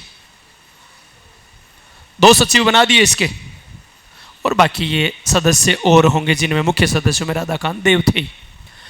अब देखो जमींदारों का संघ है। ठीक है, तो एक तो जैसे जूट के बागानों से संबंधित जमींदार हैं, चाय के बागानों से संबंधित जमींदार हैं, नील के बागानों से संबंधित जमींदार हैं, बाकी अन्य फसल चावल के खेतों से संबंधित जमींदार हैं। ठीक है, लेकिन मोस्टली चाय और नील के बागानों के मालिक थे वो अंग्रेज थे, तो उनके जो जमींदार थे वो अंग्रेज थे। तो यहां अंग्रेज और भारतीय दोनों ने मिलकर, जमींदारों ने मिलकर इस संस्था की स्थापना की है, लैंड होल्डर्स सोसाइटी की। तो आपसे ये बात पूछ सकते हैं, लैंड होल्डर सोसाइटी यानी जमींदारी संघ का अंग्रेज सचिव कौन था? तो विलियम काबरी। भारतीय सचिव कौन था? प्रसन्न कुमार टैगोर। ठीक है, शायद कोई दिक्कत नहीं, पहली बात तो ये ध्यान रखनी है। और मोस्टली इसमें भी आपको जो सबसे ज्यादा याद करनी है, इसमें सन याद करनी है आपको। बाकी मैं अब तक सन के लिए आपको इनकार कर रहा था कि भाई केवल मुख्य जो सन है ये, बाकी जैसे समाचार पत्रों में मैंने कहा एक दो ही भले ही याद करो, ज्यादा जरूरी नहीं है। यहां आपको याद करनी है ये सन 1838, और मुख्य रूप से द्वारकानाथ टैगोर। आप इतना याद कर लो, 80% संभावना अगर ये प्रश्न आता इससे संबंधित तो इतने में से ही आ जाएगा। भारत का प्रथम राजनीतिक संगठन लैंड होल्डर सोसाइटी, स्थापना 1838, किसने की? द्वारकानाथ टैगोर। ये बात रही लैंड होल्डर सोसाइटी यानी जमींदारों के संघ की। ठीक है, शायद कोई दिक्कत नहीं। तो इतना तो अपना देखो दरकम, पहले आप क्या करो, पहले जो मुख्य बात है वो याद करो, वो पूरी याद हो जाए तो फिर वापस दूसरे राउंड में जो उसके साथ जुड़ी हुई है वो चीजें, कि भाई अब अपन कई बार, अच्छा कोई दिन नहीं है कि स्थिति भी ऐसी का अपन पूरा पढ़ लिया आवड़े को नहीं जना और के पढ़ा, कि भाई सब कुछ पढ़ लिया ये तो याद हो गया, अब कोई बाकी की स्थिति, कोई नई चीज पढ़े, नई किताब लाएं। जैसे कि नोट्स के अलावा आप ये सोच लो कि नोट्स तुम तो ही हो, वो तो याद कर लियो, अब कटे जावा नहीं आएगी। तो देखो नोट्स तो अब इतने से नोट्स हैं, वो अगर हम याद नहीं कर पाते हैं तो हैं, हाँ खैर चलो खैर आगे बात करें, हम अगले संगठन की बात करें। ये तो अंग्रेजों का संगठन था, वो सॉरी जमींदारों का संघ, जमींदारों का संघ था। अब किसानों का संघ भी होगा। भाई किसान भी अपना संगठन स्थापित करेंगे, लेकिन किसान खुद नहीं करेंगे, किसानों के लिए कोई संगठन स्थापित करेगा, और वो संगठन होगा, आपके यहां नाम लिखा हुआ नहीं है तो आप लिखोगे, इसमें बीच में जगह है ना, यहां पर Bengal British India society, Bengal British India society, अलग से नाम लिख लो।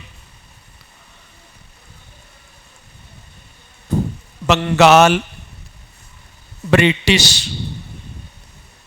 India society.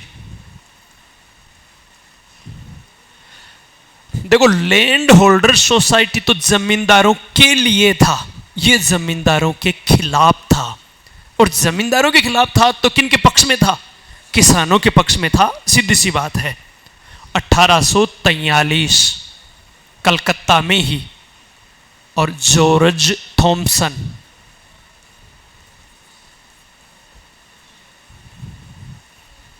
और एक भारतीय सदस्य जो जिसने योगदान दिया मुख्य रूप से, वो था प्यारेचंद मित्र। प्यारेचंद मित्र। देखो, मुख्य संस्थापक तो कौन है? जॉर्ज थॉमसन, एक अंग्रेज ने स्थापित किया है। अब इसको ऐसे याद रख लो, जॉर्ज थॉमसन ने स्थापना की और जॉर्ज थॉमसन का मित्र प्यारेचंद मित्र था, तो दोनों ने मिलकर इसकी स्थापना की है। यह किसान हितैषी संस्था है। बस इतनी ध्यान रखना है, ये जमींदारों की विरोधी है, किसानों की हितैषी संस्था है। इसकी स्थापना 1843 में जॉर्ज थॉमसन ने की है। और जॉर्ज थॉमसन के बारे में अगर आप याद करना चाहो तो भारत में राजनीतिक जागृति का पिता माना जाता है ये। देखो, आधुनिक भारत का जनक या पिता तो कौन है? राजा राममोहन राय। लेकिन राजनीतिक जागृति का जनक किसको माना जाता है? तो आपको भारत में राजनीतिक जागृति का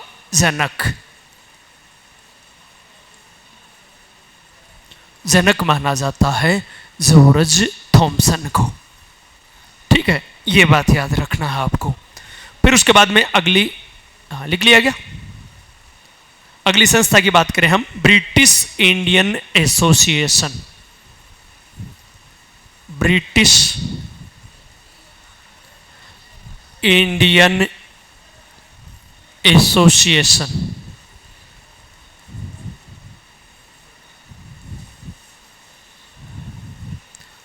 ब्रिटिश इंडियन एसोसिएशन 1851, वही कलकत्ता में इसकी स्थापना होगी।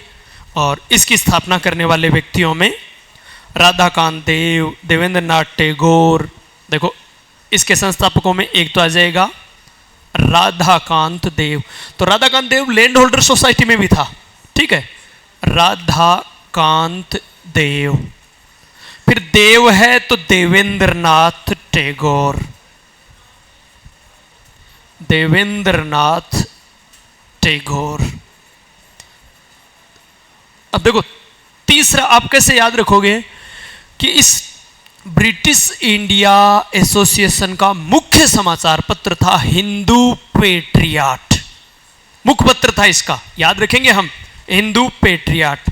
और हिंदू पेट्रियाट है, उसका संपादक था हरीश चंद्र मुखर्जी। तो इसका मतलब यहां आ जाएगा तीसरा व्यक्ति हरीश चंद्र मुखर्जी। हरीश चंद्र मुखर्जी। और फिर इनका एक सहयोगी और था जिसका नाम था राजेंद्र लाल, है ना? राजेंद्र लाल मित्र। राजेंद्र लाल मित्र। इस राजेंद्र लाल मित्र ने एक पुस्तक लिखी थी, Indo Aryans. Indo Aryans Rajendra ने। ठीक है, यह बात भी आप याद रख सकते हो, विशेष तौर से सब्जेक्ट वाले प्रत्याशी जरूर याद रख सकते हैं। राजेंद्र लाल मित्र ने इंडो आर्यंस नामक पुस्तक लिखी थी। हरीश चंद्र मुखर्जी, इसका जो मुखपत्र है, इंडियन एसोसिएशन का मुखपत्र कौन सा था? हिंदू पेट्रियाट। लिखा हुआ होगा शायद, मेरे ख्याल से हिंदू पेट्रियाट, वो इसका मुखपत्र था। और उसके पहले तो संपादक कौन है? हरीश चंद्र मुखर्जी। आगे चलकर कृष्णोपाल दास इसके संपादक बनते हैं। उन्हें भारतीय पत्रकारिता का राजकुमार कहा जाता है, कृष्णोपाल दास को। आगे खैर आपको फिलहाल यहां पर इतनी ध्यान देनी है कि Hindu patriot British Indian association का मुखपत्र है, जिसके संपादक हरीश चंद्र मुखर्जी हैं। हरीश चंद्र मुखर्जी के बाद कृष्णोपाल दास बनते हैं। आगे आ जाएगा यह प्रसंग अगर। फिर दूसरी बात, इस हिंदू पेट्रियाट के लंदन संवाददाता वो थे सुरेंद्र नाथ बनर्जी। लंदन संवाददाता थे वो सुरेंद्र नाथ बनर्जी थे हिंदू पेट्रियाट के। खैर ये संगठन है। तो ये संगठन क्यों है? इन दोनों का प्रभाव कम करने के लिए, क्योंकि दोनों रोड़ो ज्यादा करे लगा, तो इनका प्रभाव कम करने के लिए इस तीसरी संगठन की स्थापना की गई है, ब्रिटिश इंडियन एसोसिएशन की इन लोगों ने स्थापना की है। क्लियर है? शायद कोई दिक्कत नहीं मेरे ख्याल से। तो ये तीन संगठन। फिर उसके बाद में आगे आपको याद करना है India league. India league, India league, इसकी स्थापना होती है 1875 में कलकत्ता में। और कौन करता है स्थापना? शिशिर कुमार घोष। बस इसमें आपको देखो भाई, एक तो 1838 वाले की तो सन याद करनी है आपको, लैंड होल्डर सोसाइटी की।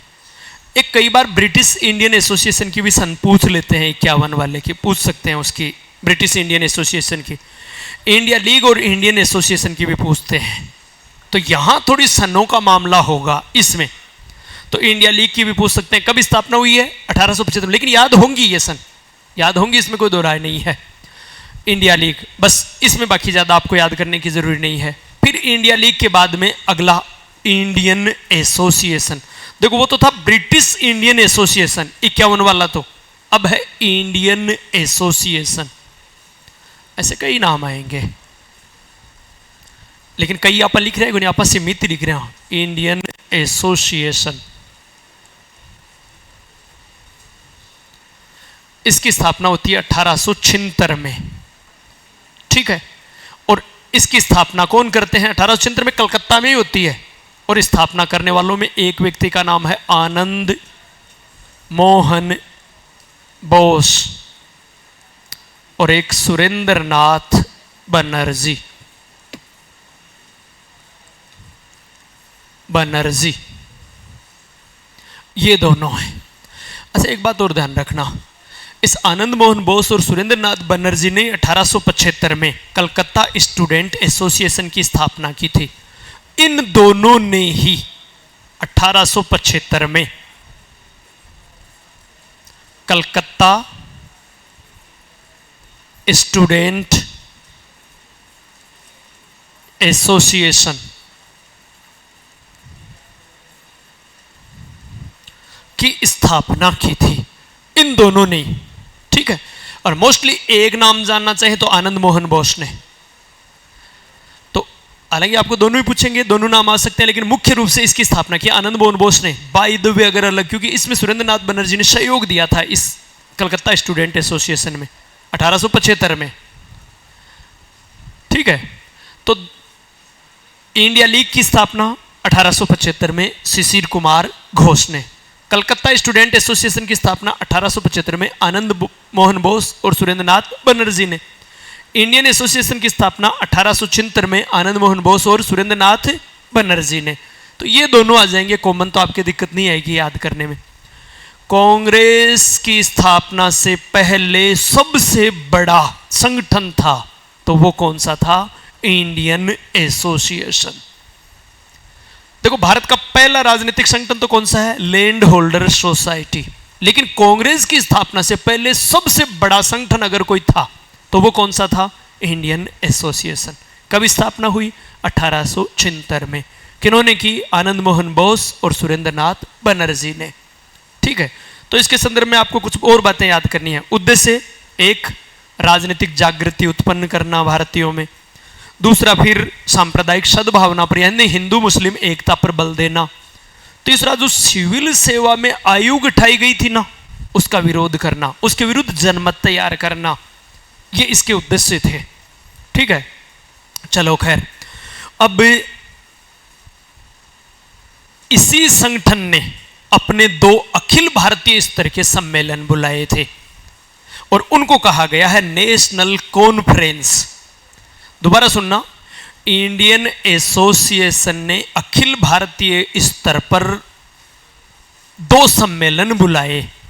पहला सम्मेलन बुलाया इन्होंने, वैसे दोनों कलकत्ता में ही बुलाते हैं, दोनों सम्मेलन ही कलकत्ता में बुलाए। एक तो 1883 में और दूसरा 1885 में।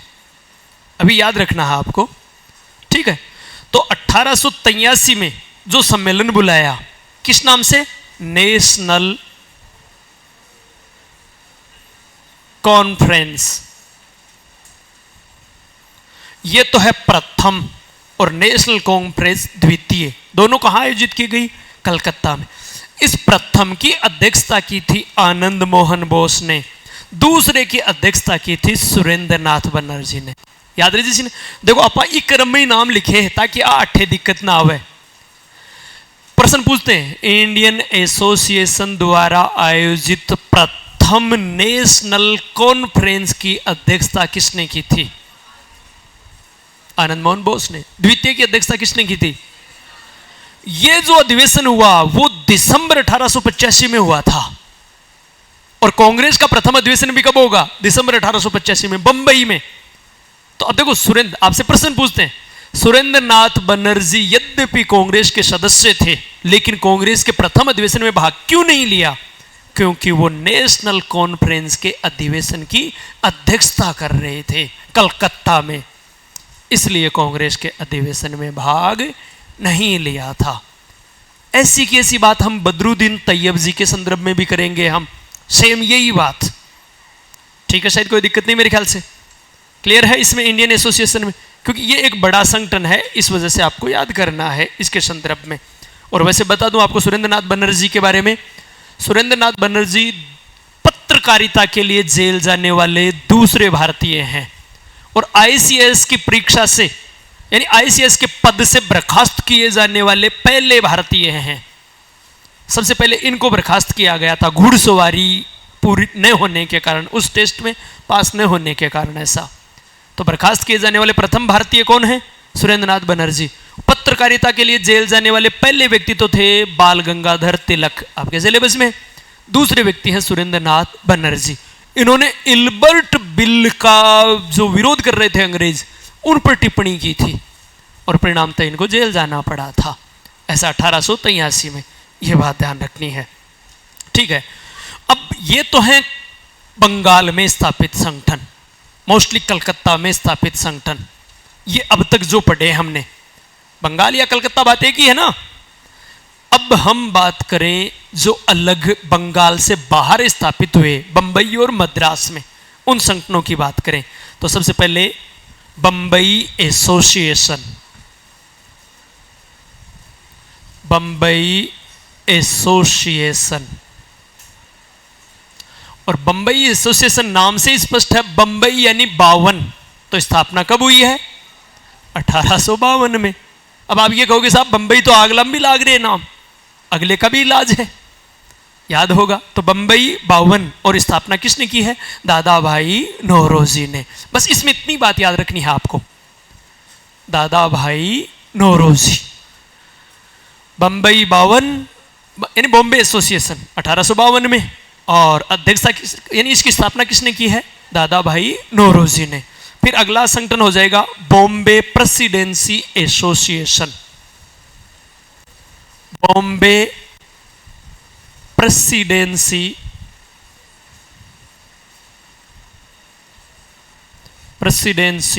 एसोसिएशन,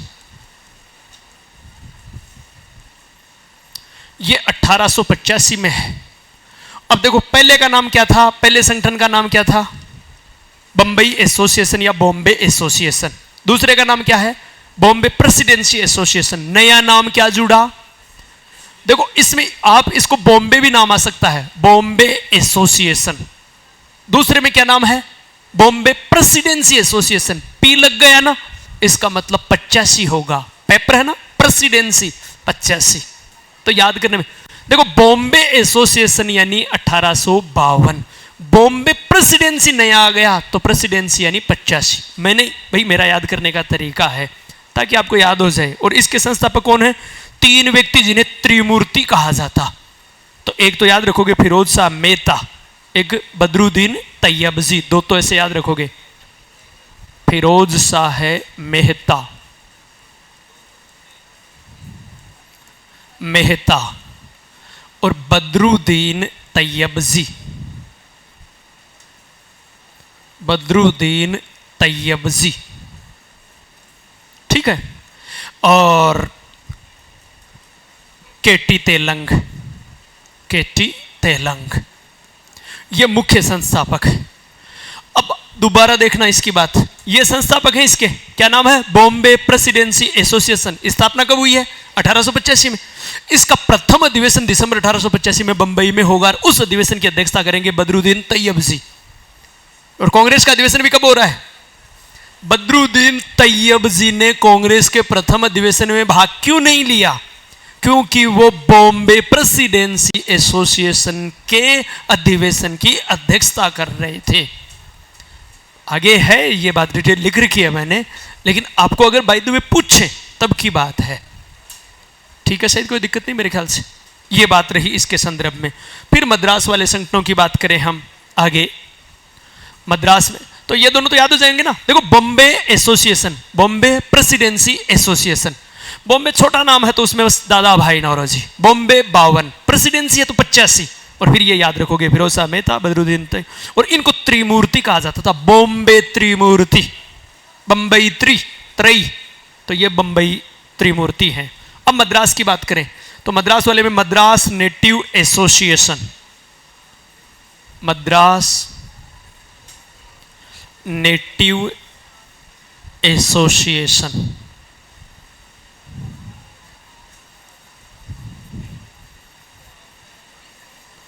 इसकी स्थापना भी 1852 में ही होती है और मद्रास में होगी, नाम से स्पष्ट है। और गुजुलू लक्ष्मी नरसु चेट्टी, गुजलू लक्ष्मी नरसु चेट्टी, इसको चेट्टी कर लेना नाम को, आपके थोड़ा सा सुधार लेना, नाम थोड़ा टेढ़ा है लेकिन याद करना पड़ेगा। मद्रास नेटिव एसोसिएशन, फिर मद्रास महासभा, मद्रास, इसको मद्रास महाजन सभा भी बोलते हैं, महाजन सभा या मद्रास महासभा। ठीक है, और इसकी स्थापना कब हुई है? इसकी स्थापना की, एक मिनट ये देखना पड़ेगा सन वाले में थोड़ा सा, पहले संस्थापक तो आप लिख लो, वी राघवाचारी, वी राघवाचारी,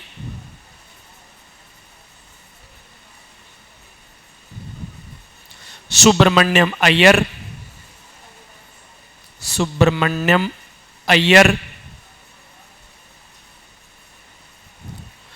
और एक पी आनंद चार्लू, पी आनंद चार्लू जो कांग्रेस के प्रथम हिंदू अध्यक्ष होते हैं, पी आनंद चार्लू, ये इसकी स्थापना करते हैं मद्रास महाजन सभा की। ठीक है, अब ये तो इन संगठनों, दोबारा एक बार देखो, वो संगठन तो आप याद कर ही लोगे, land holder society, British Indian association, India league, Indian association, Calcutta student association, याद हो जाएंगी, ज़्यादा दिक्कत नहीं आएगी। फिर उसके बाद में बंबई वाले संगठन दो, Bombay association, Bombay presidency association, तो Bombay association 52, Bombay presidency association 85। ठीक है, पहले में दादा भाई नौरोजी, दूसरे में बंबई त्री, जिसमें फिरोज शाह मेहता, बदरुद्दीन तैयब जी और काशीनाथ तेलंग, केटी तेलंग। ठीक है, शायद कोई दिक्कत नहीं मेरे ख्याल से। फिर उसके बाद में ये मद्रास के दो संगठन, मद्रास नेटिव एसोसिएशन, मद्रास महाजन सभा या मद्रास महासभा। ठीक है, शायद कोई दिक्कत नहीं। फिर उसके बाद में आगे अब वो संगठन जिनकी स्थापना इंग्लैंड में हुई थी, लंदन में, ऐसे 3 संगठन आपको याद करने हैं और 3 में भी जोर आवे जना मैं एक बता देशू कि वो एक याद कर ले, छोटे छोटे हैं 3, है ना। तो वो 3 आप, number 1 London India committee, London में स्थापित हैं, एक लंदन इंडिया कमेटी। ठीक है, 1862। अच्छा, और कहां? लंदन में इसकी स्थापना हुई है, पुरुषोत्तम दास मुद्दालियर ने इसकी स्थापना की है, पुरुषोत्तम दास मुद्दालियर ने इसकी स्थापना की है। फिर दूसरा संगठन याद करोगे, लंदन इंडिया सोसाइटी,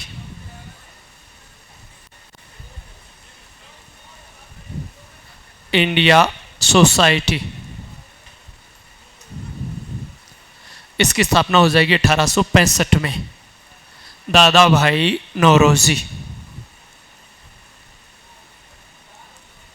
नौरोजी। फिर उसके बाद में हो जाएगी ईस्ट इंडिया एसोसिएशन,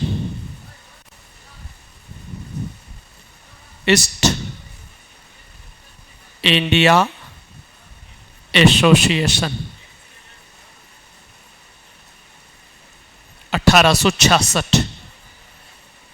यही व्यक्ति दादा भाई नौरोजी, दादा भाई नौरोजी। पहली बात तो आप तीनों याद कर लोगे, और अगर तीनों याद नहीं होते तो ईस्ट इंडिया एसोसिएशन, देखो इंडियन एसोसिएशन है वो तो 1876 में है, सुरेंद्रनाथ बनर्जी उनके द्वारा कलकत्ता में, और ईस्ट इंडिया एसोसिएशन वो लंदन में है। ये दोनों लंदन में है, यानी ये तीनों के तीनों संगठन कहाँ हैं? लंदन में। ये बात ध्यान रखनी है, जो अभी हमने तीनों संगठन लिखे हैं वो लंदन में है तीनों के तीनों, ये बात याद रखनी है। उनमें से दो का तो दादा भाई हो गया, तो मोस्टली आपको ये याद रखना है ईस्ट इंडिया एसोसिएशन, सबसे पहले ये याद करना है। ये याद करने के बाद बाकी के फिर याद करने हैं।